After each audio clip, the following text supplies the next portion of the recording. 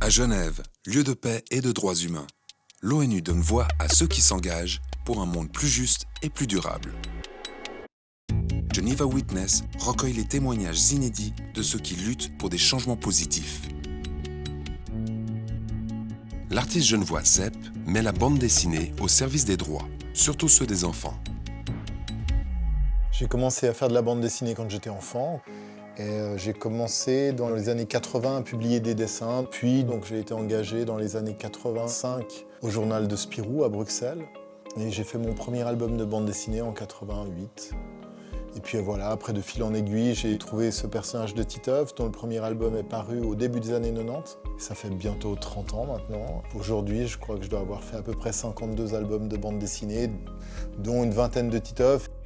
Je me rendais compte qu'il avait quelque chose de différent, qu'il avait quelque chose de plus, mais pas du tout en imaginant qu'il allait avoir cette destinée-là.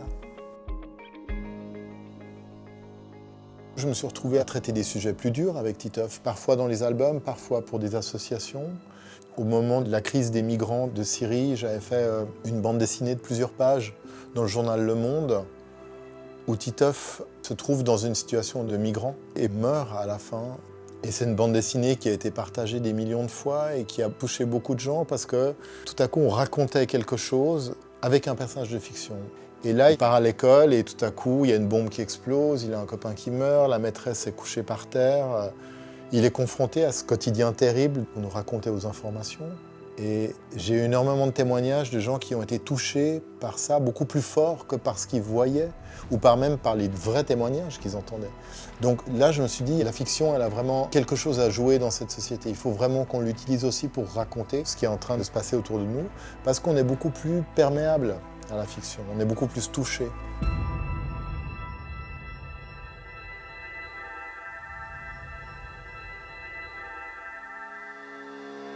Le dessin offre vraiment une liberté parce qu'il crée un décalage aussi. On comprend bien que c'est notre monde, mais ce n'est pas vraiment notre monde.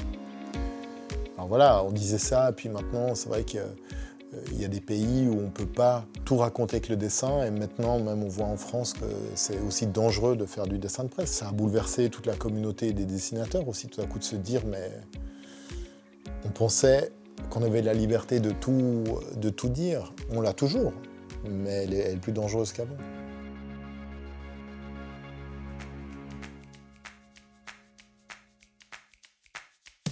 Pour moi, c'est aussi une manière de raconter des histoires à beaucoup de monde. Et je continue à croire que c'est important d'inventer des histoires et que la fiction a vraiment un rôle important dans notre société. C'est beaucoup plus facile de parler de sujets de société à travers la fiction. Que ce soit de parler de violence, de parler de tolérance.